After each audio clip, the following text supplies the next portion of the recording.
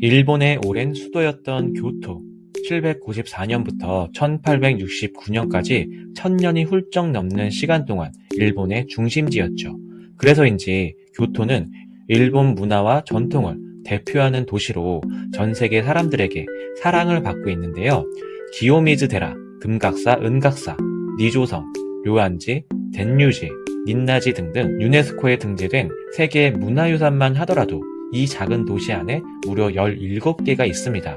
일본의 현재 수도는 도쿄지만 교토는 여전히 수많은 일본인들에게 사랑받는 정신적인 수도인데요. 이번 영상에서는 교토에 처음 가는 사람이라도 100번 가본 것처럼 동선 낭비 없이 알찬 여행이 되도록 여행 동선과 함께 꼭 가봐야 할 명소들을 소개해 드리려고 합니다.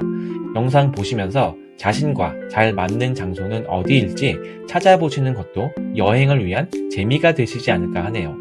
숙소 이야기 먼저 해볼게요. 숙소는 개인마다 차이가 있겠지만 역에서 최대한 가까운 곳에 잡으시는 것을 추천합니다. 교토는 대부분의 지하철역이 문화재들과 많이 떨어져 있어요. 공사로 인해 문화재가 훼손되는 것을 최대한 방지하기 위한 조치였다고 하는데요. 버스 또는 택시를 타고 이동해야 하는데 뚜벅이 여행자 입장에서는 조금이나마 역이나 정류장에서 가까운 숙소가 그나마 에너지 낭비를 줄일 수가 있더라고요. 특히 버스의 경우 출퇴근 시간과 겹치는 순간 지옥버스가 됩니다. 팁을 하나 더 드리자면 교토역 근처에서 출발하는 버스가 대부분이라 교토역 근처에 숙소가 있다면 다른 지역보다는 앉아서 가기가 편하더라고요.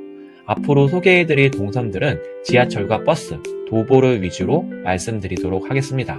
일단 교토의 중심부로 먼저 가보겠습니다. 교토의 중심은 가와라마치 그리고 기온 지역인데요. 대부분의 상점가와 시장, 백화점과 대형 쇼핑몰들은 다 이곳에 몰려있다고 해도 과언이 아닐 정도로 교토에 2박 이상 머무르실 분들이라면 꼭 한 번씩은 방문하거나 경유하게 될 겁니다. 가와라마치 근처 중심부에는 니조성과 교토 고쇼가 있으며 남쪽으로는 교토역을 중심으로 한 명소들이 이어집니다. 가와라마치 끝에는 야사카 신사가 있는데요.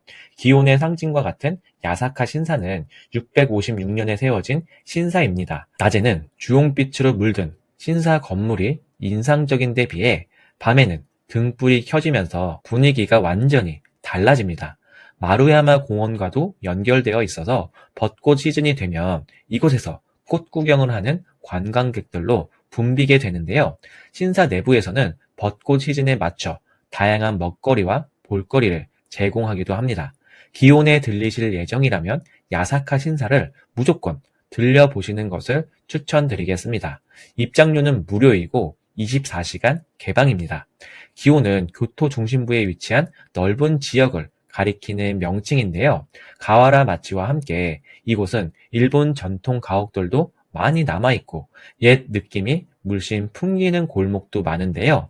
동서로 길게 늘어진 넓은 도로 양쪽에는 다이마루, 다카시마야, 한큐 등의 백화점이 줄지어 서 있습니다.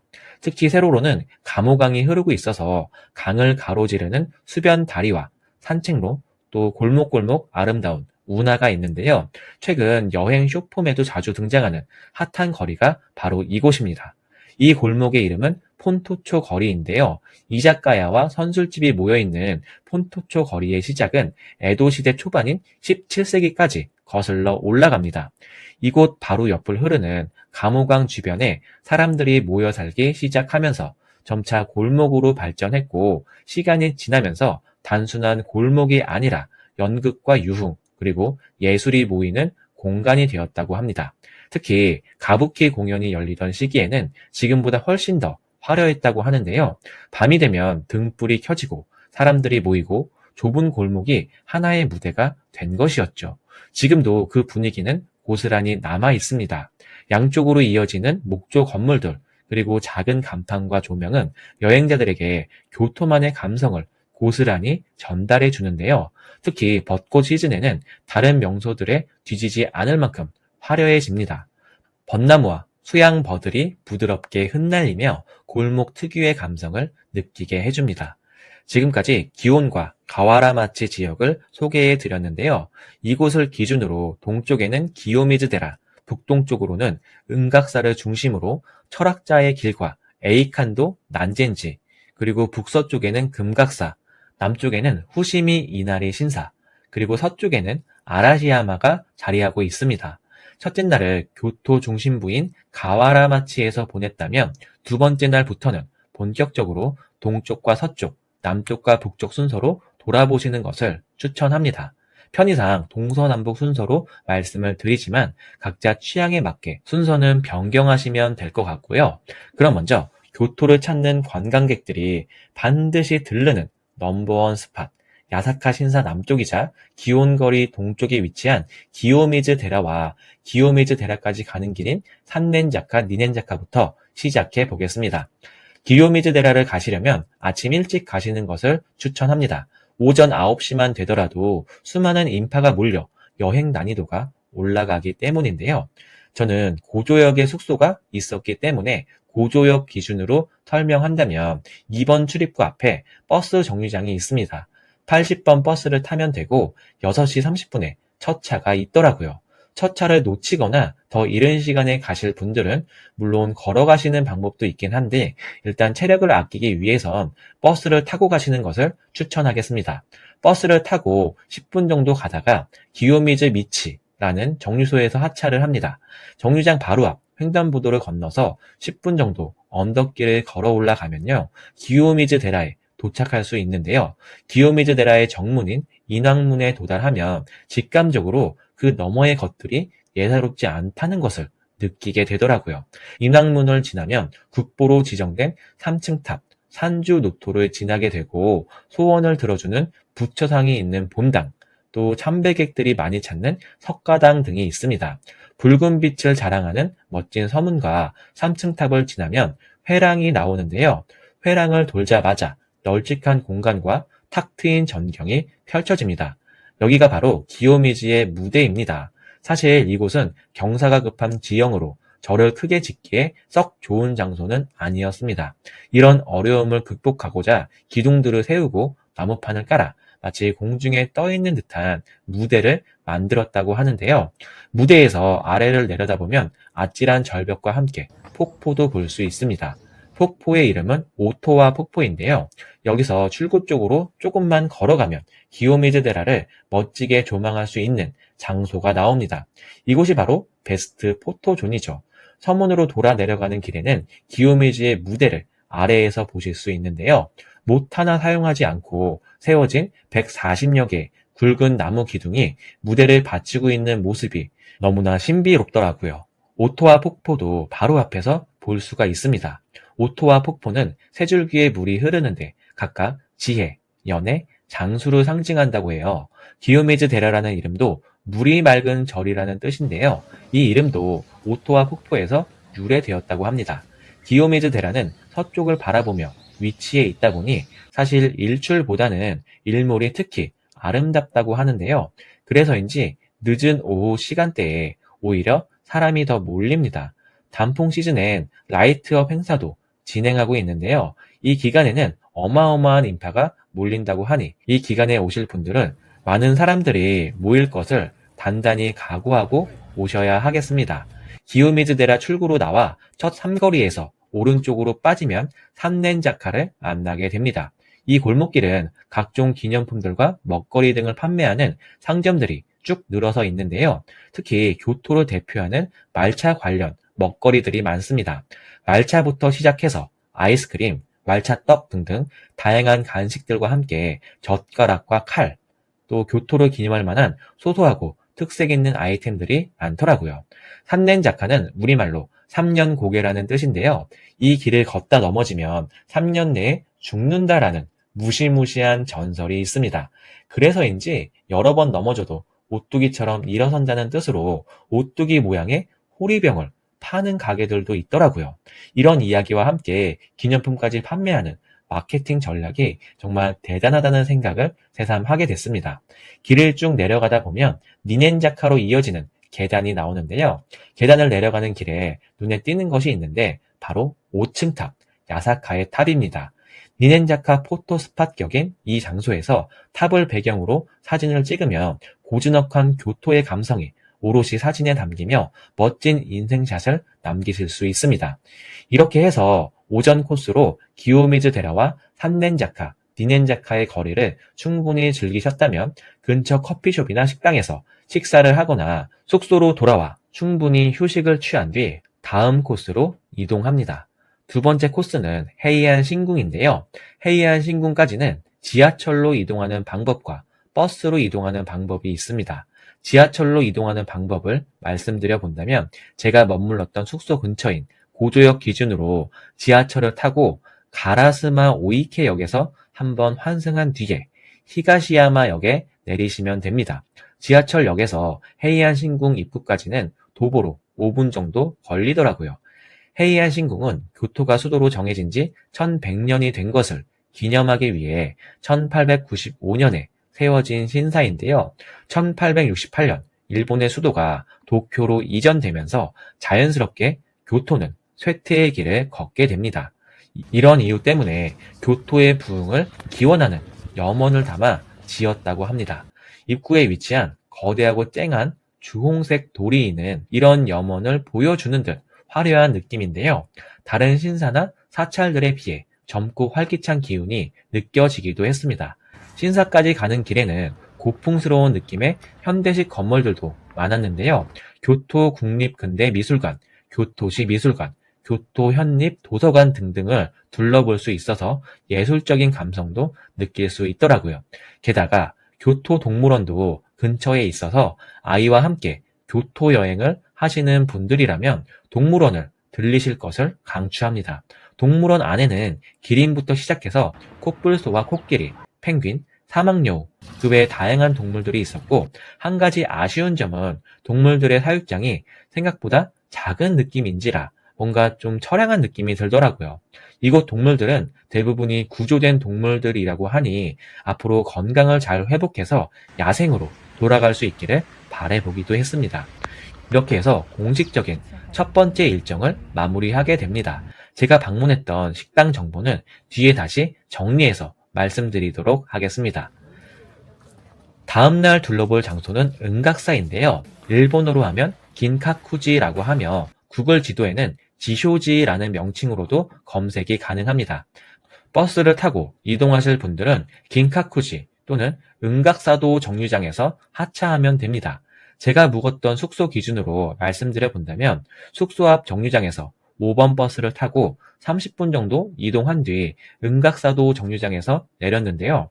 은각사 근처에는 붉은 수로각으로 유명한 난젠지와 단풍 명소인 에이칸도 그리고 천천히 사색하며 걷기 좋은 철학자의 길이 있습니다.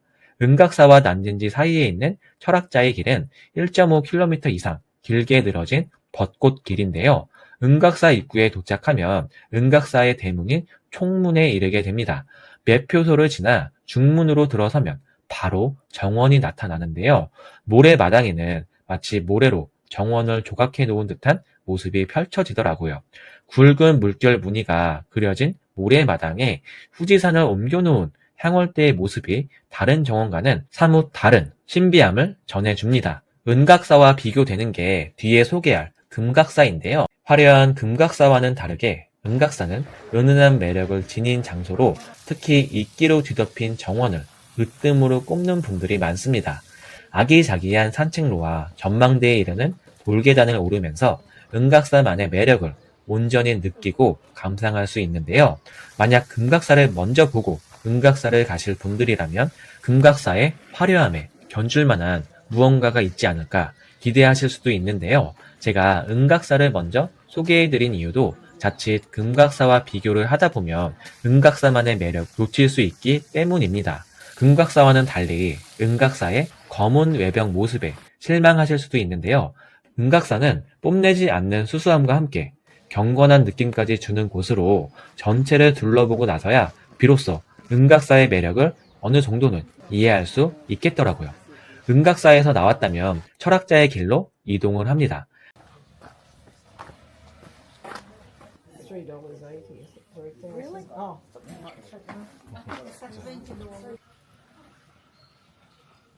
난젠지까지 약 1.5km 이상 이어지는 철학자의 길은 철학자였던 니시다 키타로 교수를 비롯한 여러 철학자들이 이 길을 즐겨 걸어섰다는 이유로 붙여진 이름입니다. 길 이름에 걸맞게 사색을 하며 호젓하게 걸으면 더할 나위 없이 좋겠더라고요. 특히 벚꽃길로도 유명하다 보니 벚꽃 시즌에는 많은 인파가 몰리고 있습니다. 저는 벚꽃이 만개한 시기보다는 조금 일찍 방문해서 수많은 인파는 피할 수 있었는데요. 벚꽃철도 아니고 단풍철도 아닐 때 이곳을 방문한다면 조금 밋밋하다는 느낌이 들 수는 있겠더라고요. 그치만 은각사에서 느꼈던 한적하고 고즈넉한 정취가 살아있기 때문에 편안한 사색에 잠길 수도 있다는 점이 이 철학의 길만의 장점이라고 할 수 있겠습니다. 앞서 말씀드렸듯이 여행 일정이 빡세거나 여유가 없다면 끝까지 다 걸을 필요는 없겠습니다. 은각사와 더불어 에이칸도 또는 난젠지를 방문하시는 경우에만 추천드리겠습니다. 철학의 길의 끝이자 시작점에는 단풍 명소로도 꼽히는 에이칸도, 즉 젤린지가 있는데요. 3,000그루가 넘는 단풍나무가 있는 만큼 단풍철인 성수기가 되면 입장료도 올라간다고 하는데요. 단풍철이 아닐 때 가더라도 아름다운 풍광과 정원을 가지고 있어 볼거리가 많은 곳입니다. 입장 후에 통로를 따라 걷다 보면 신발을 벗고 들어가는 나무 복도가 나오는데요. 나무로 된 마루에 왼발로 천천히 한 걸음씩 내딛다 보면 평화롭고 고즈넉한 느낌의 대청마루가 나옵니다. 이곳에 앉아서 풍경을 바라보고 있으면 마치 영화 속에 들어온 듯한 느낌마저 드는데요. 가파른 나무 계단을 오르면 탑 위로 오를 수 있습니다. 이곳에선 멀리 교토 시내의 모습도 내려다볼 수 있습니다. 젤린지에서 조금 더 남쪽으로 내려오면 난젠지가 나옵니다. 입장료를 내면 계단을 통해 2층 망루로 올라갈 수 있는데요. 교토 시내를 멋지게 조망할 수 있지만 입장료가 웬만한 문화유적지 한 곳에 들어가는 것과 비슷하므로 수로각 때문에 오신 분들이라면 굳이 이곳을 올라갈지 고려해 보시면 좋겠습니다. 여행객들 사이에서 난젠지를 유명하게 만든 곳은 붉은 벽돌의 아치인 수로각인데요. 고대 로마의 수로를 본따 메이지 시대에 건설된 인공 수로인 이곳은 원래는 난젠지 조경을 해친다는 이유로 건설 과정에서 반대에 부딪히기도 했다고 합니다. 아이러니하게도 지금은 많은 관광객들의 사랑을 받으며 영화와 드라마 촬영 장소로도 사용될 만큼 인기 명소가 되었습니다. 난젠지까지 다 둘러봤다면 허기질 시간이 될 텐데요. 점심 식사 장소로는 히노대 우동 가게를 추천합니다. 난젠지에서 도보 5분 거리에 위치해 있고 가격도 비싸지 않은 데다가 우동 이외에도 카레 라이스 같은 다른 식사 종류도 판매하고 있기 때문에 허기를 달래기 좋았습니다. 맛도 나쁘지 않아서 점심 식사를 하실 분들에게 추천드리겠습니다. 점심 식사까지 마쳤다면 근처 커피숍이나 숙소로 돌아와 잠시 휴식을 취한 뒤 다시 가와라 마치로 갑니다. 앞서 가와라 마치와 기온 지역에 대해서 소개할 때 많은 분들에게 사진 명소가 된 폰토초 거리에 대해 설명드렸는데요. 폰토초 거리 외에도 가와라 마치에 가면 꼭 가봐야 할 장소로 데라마치 상점가 그리고 니시키 시장이 있습니다. 데라마치 상점가는 400년도 훌쩍 넘은 상점가인데요. 전쟁으로 황폐해진 교토를 재건하고자 여러 사찰들을 이 지역으로 모으면서 데라마치라는 이름을 붙였다고 합니다. 이 때문에 17세기부터 약 400년 이상 이 자리를 지켜온 상점들이 많고 요즘 트렌디한 카페나 잡화점들도 공존하는 교토에서만 볼 수 있는 특별한 거리입니다. 다음으로 소개해드릴 장소는 니시키 시장입니다. 8세기경에 생긴 곳으로 이곳 역시 오랜 역사를 자랑하는 교토의 필수 코스 중 하나입니다. 입구에서 출구까지는 약 400m가량이 이어지며 주로 길거리 음식과 디저트, 가정식 반찬 등을 판매하는 식품 위주의 시장이고요. 특히 교토의 유명 토산품인 장아찌나 또 일본 차 등을 판매하기도 하더라고요. 다만 관광지 한복판이다 보니 현지 전통시장과 같은 저렴한 가격대는 아닙니다. 길거리 음식들을 골라 먹는 재미가 있고 볼거리도 많아서 왁자지껄한 골목 분위기를 좋아하시는 분들이라면 꼭 들러보시기를 추천합니다. 한 곳에서 배를 다 채우기보다는 한 가게당 한 가지씩만 맛보면서 골목 끝까지 투어하는 것이 더 좋겠더라고요. 먹거리 이외에도 동물 카페, 가차샵, 각종 기념품 가게 등등 다양한 상점이 있습니다. 이외에 저녁 식사를 제대로 할 수 있는 장소도 추천해 보겠습니다. 제가 추천하는 첫 번째 장소는 회전초밥집인데요. 가게 이름은 스시로입니다. 구글 지도로 검색해도 쉽게 찾을 수 있더라고요. 야사카 신사 가는 길 근처에 위치한 이곳은 가격도 다른 초밥집들에 비해 그렇게 비싸지도 않고 맛도 괜찮아서 가성비 맛집이라고 할 수 있겠습니다. 배 터지게 먹었는데 5만 원 정도가 나왔더라고요. 다음날 일정은 서쪽으로 갑니다. 교토 중심 관광지에서 서쪽으로 30분 거리에 위치한 이곳은 아라시야마 지역입니다. 아라시야마로 가는 방법은 크게 두 가지인데요. 교토역에서 출발하는 JR 열차를 탑승하거나 가와라마치역에서 두 정거장 떨어진 오미야역 앞 정류장에서 람덴 열차를 타는 방법입니다. 제 경우엔 갈 때는 JR 열차를 이용했고 돌아올 때 람덴 열차를 이용했는데요. 아무래도 사람이 붐비지 않는 이른 시간에 빨리 도착하고 싶은 분들은 저처럼 갈 때는 JR 열차를 이용하시는 게 소요 시간을 줄이실 수 있습니다. JR 열차 기준 교토역에서 아라시야마까지는 20분 정도 걸리고요. 람덴 열차의 경우는 30분 이상 소요가 됩니다. 아라시야마에 도착하자마자 처음 들린 곳은 대나무 숲인 치쿠린입니다. 아라시야마에는 치쿠린 말고도 아름다운 정원으로 유명한 텔류지, 또 비밀의 정원을 연상시키며 아름다운 전망대가 있는 산소공원, 아라시야마에서 출발하는 토로코 열차, 아라시야마를 대표하는 도게츠 다리 등을 즐길 수가 있는데요. 아라시야마 역에 내리면 목가적인 풍경과 함께 뭔가 시골에 온 듯한 느낌이 들더라고요. 길을 따라 쭉 걷다 보면 텔류지로 들어가는 입구를 만나실 수 있는데요. 텔류지는 유네스코 세계문화유산으로 지정되어 있는 장소로 이곳의 정원은 일본의 특별 명승 제1호로 지정될 정도로 많은 사람들에게 사랑받는 곳입니다. 그래서인지 정원만 둘러볼 수 있는 입장료를 따로 받고 있는데요. 다른 영상에서도 많이 봤던 터라 저는 정원은 둘러보지 않고 산소 정원으로 먼저 향했습니다. 오전 7시인데도 인파가 꽤 있더라고요. 치쿠린 숲 끝에는 토로코 열차 정류장도 있어서 열차를 타고 계곡을 구경하실 분들이라면 왕복 티켓을 끊고 타보시는 것을 추천합니다. 사가역에서 가메오카역까지 편도로 약 25분 동안 달리는 토로코 열차는 특히 봄철에 인기가 많은데요. 벚꽃 사이로 달리며 바라보는 풍경이 아름답기 때문입니다. 시간적 여유가 있고 날씨가 좋다면 천천히 왕복으로 이용해 보시는 것도 좋을 것 같습니다. 치쿠린 숲을 둘러본 뒤 숲 끝자락에 위치한 오코치 산소 정원으로 향했는데요. 입장료가 가장 비쌌지만 비싼 입장료만큼 인적이 드문 곳에서 교토 시내를 한눈에 내려다볼 수 있어서 만약 시간적 여유가 있으시다면 꼭 한번 들러보시는 것을 추천합니다. 회유식 정원으로 은각사 정원처럼 주변을 산책하며 돌아볼 수 있게 만들어진 정원이라기보다는 마치 미로를 통과하듯 경치를 감상하며 한쪽 통로로 이동하게 되어 있고 걷는 방향에 따라 경관이 변화하는 독특한 구조를 가지고 있습니다. 특히 전망대에는 꼭 들러보시는 것을 추천합니다. 교토 전경이 마치 한 폭의 그림처럼 펼쳐져 있더라고요. 입장권에는 전통차와 화과자가 포함되어 있어서 산책 후에는 차 한 잔의 여유도 즐기실 수 있겠습니다. 치쿠린 숲에서 나와 강변 쪽을 향해 걷다 보면 람덴 열차 정류장이 나옵니다. 기모노 숲이라고도 불리는 이곳은 기모노를 입은 듯한 기둥들이 늘어선 곳으로 포토 스팟으로도 유명한 장소인데요. 사진은 돌아가는 길에 찍기로 하고 일단 이곳에서 간단히 요기를 하면서 숨을 골랐습니다.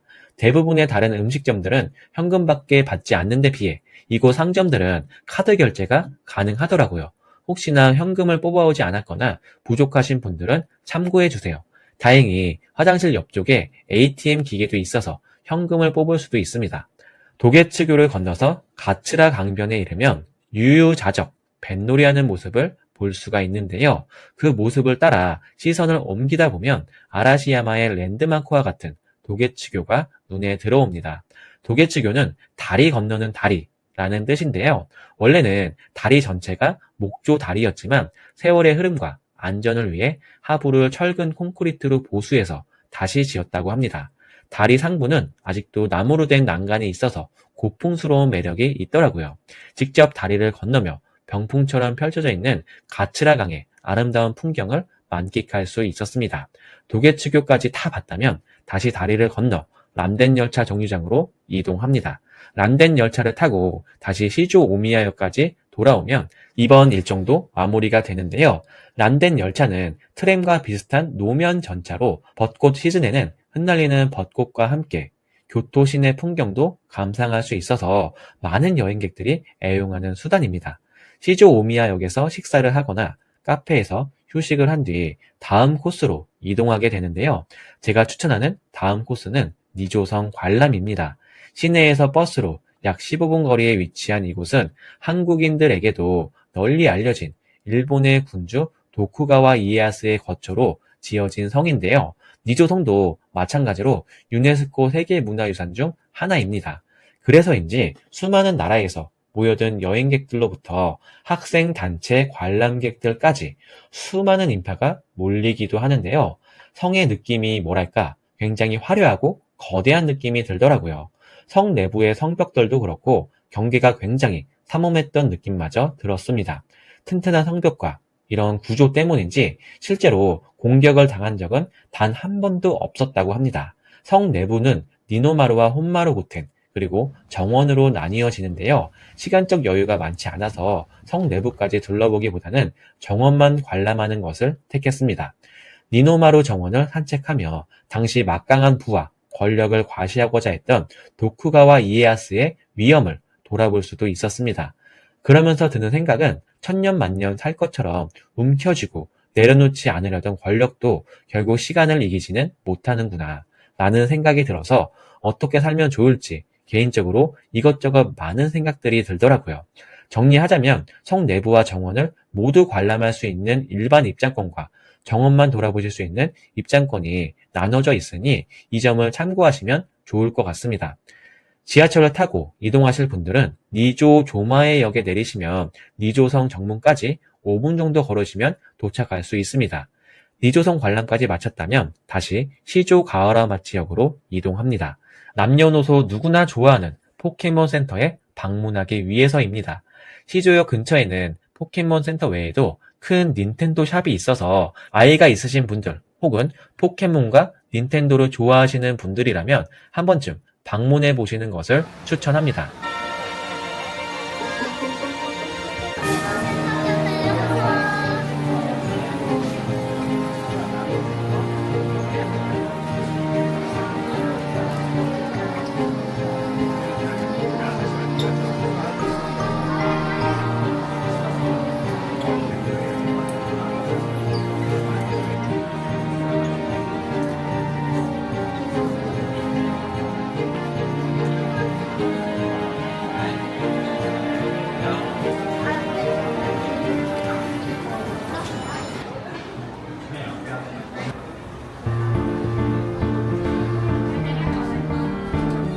귀엽네. 버섯돌이.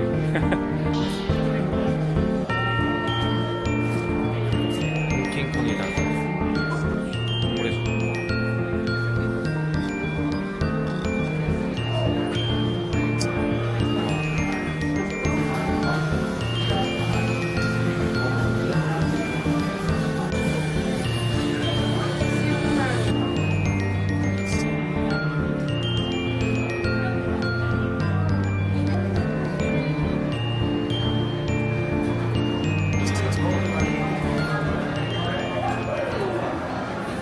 저녁 식사는 몰에 위치한 식당가에서 했습니다.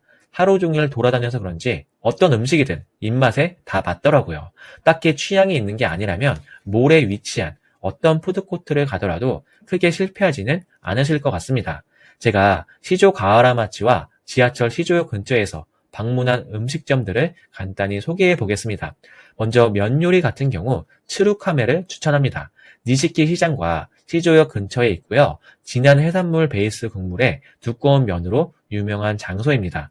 아이 입맛에도 호불호가 없어서 가족 단위로 방문하실 분들에게도 나쁘지 않을 듯 합니다. 일본식 정식 스타일을 원하신다면 교토 경제센터 지하 푸드몰에 위치한 세이슈안으로 가시면 됩니다. 포켓몬 센터가 있는 건물 바로 지하에 위치해 있는데요. 튀김과 소바 메뉴가 많고 이곳 역시 호불호가 갈리지 않게 무난하더라고요. 다음 날은 기온 남쪽으로 가볼 텐데요. 교토역 남쪽에 위치한 후시미 이나리 신사는 여우가 지키는 신사로 유명한 곳입니다. 여기서 모시는 신은 이나리라는 신인데 농사랑 돈, 특히 사업을 잘 되게 도와주는 신이라고 합니다. 신이 여우는 아니고요. 이나리 신의 심부름꾼이 바로 이 여우라는 겁니다. 여우 동상들을 보면 하나같이 입에 뭘 물고 있는 모습을 볼 수 있었습니다. 이게 창고 열쇠라고 하더라고요. 한마디로 보물을 지키는 역할을 여우가 맡고 있다고 할 수 있겠습니다.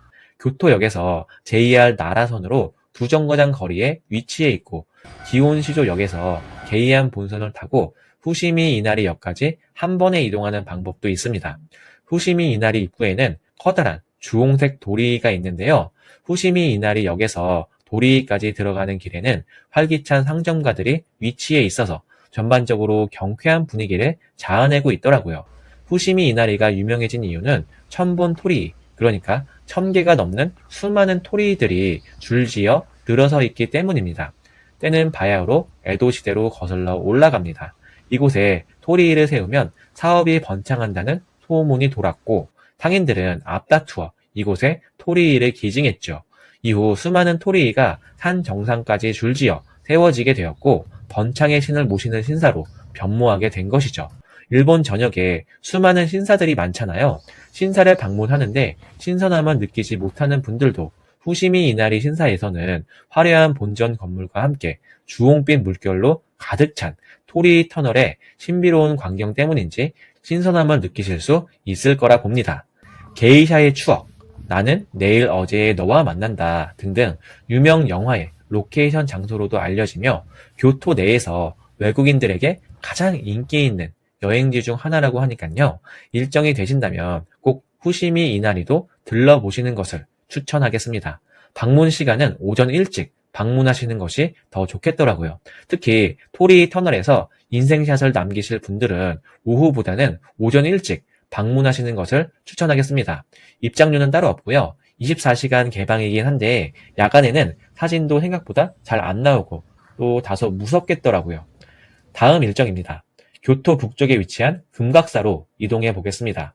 금각사는 버스로 이동하는 것이 가장 빠르고 바로 앞까지 가는 지하철 라인이 없기 때문에 지하철을 타더라도 중간에 버스로 갈아타야 합니다. 금각사를 가신다면 바로 옆에 위치한 료안지까지 묶어서 보는 것을 추천합니다. 금각사와 료안지 사이에는 도보로는 20분 정도 걸리고 버스를 타면 10분 정도 걸립니다. 금각사의 또 다른 명칭은 킨카쿠지이며 기요미즈 데라와 함께 교토 여행자들이 많이들 찾는 장소인데요. 지금은 사찰로 알려져 있지만 원래 처음에 금각사가 지어졌을 당시엔 쇼군의 별장으로 사용되었습니다. 그래서인지 일반적인 사찰과는 다르게 황금빛 자태를 뽐내고 있죠. 실제로 금각사는 사진에는 모두 담을 수 없는 화려한 모습과 호수에 비친 금각의 모습 등등 화려하다 못해 아련한 느낌마저 들게 하는 곳인데요. 게다가 층마다 다른 건축 양식을 사용한 것으로도 유명합니다. 1층은 헤이안 시대 건축 양식을 사용했고요. 2층은 사무라이들이 살던 저택의 양식을 차용했으며 3층부터는 중국 스타일로 외부뿐만 아니라 내부마저 금각으로 장식을 했는데요. 입장권마저 부적 모양이라 그런지 묘한 분위기를 자아내고 있더라고요. 물론 큰 기대는 안 하고 가시는 것을 추천합니다. 은각사를 보고 금각사에 가신 분들이라면 둘러볼 곳이 많았던 은각사에 비해 금각사는 너무 금각 건물 원툴이 아닌가 싶을 정도로 이게 다야? 라는 생각이 드실 수도 있겠는데요. 금각사만 보고 돌아가기가 아쉽다면 버스로 10분 거리, 도보로는 20분 거리에 위치한 료안지로 발길을 돌리시는 것을 추천합니다. 료안지 역시 세계 문화유산 중 하나이며 금각사와 마찬가지로 과거 쇼군 가문의 별장이었던 곳을 선사로 재건했다고 알려져 있습니다. 독특한 점은요, 신발을 벗고 들어가야 내부 정원으로 이어진다는 점인데요. 금각사와는 달리 돌로 된 정원이 핵심입니다. 일반적인 정원의 모습과 달리 초록빛이 전혀 없는데요. 회색빛 모래와 그 위에 놓인 15개의 크고 작은 바위들이 정원의 전부입니다. 이곳에 들어서면 관광객들이 조용히 앉아 돌을 바라보고 있는 모습이 눈에 들어오는데요. 발소리를 조심해야 할 정도로 차분하고 조용한 분위기입니다. 이 정원이 유명한 이유는 돌들의 위치 때문인데요. 석정에 놓인 돌은 분명 15개이지만 어느 각도에서 봐도 14개만 보인다는 이야기가 있습니다. 그래서인지 마치 이곳을 방문하는 사람들마다 이 이야기가 진짜인지 아닌지 직접 확인하려는 듯 부러져라 돌들을 응시하는 모습을 볼 수가 있는데요. 이 장소를 누가 설계했고 또 무슨 의도로 만들었는지는 여전히 작자미상으로 남아 있습니다.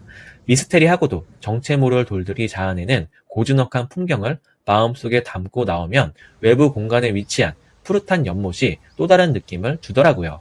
이렇게 해서 동선낭비 없이 즐기는 교토의 핵심 명소들을 알아봤는데요. 처음 가시더라도 이 정도면 어렵지 않게 둘러보실 수 있으실 겁니다.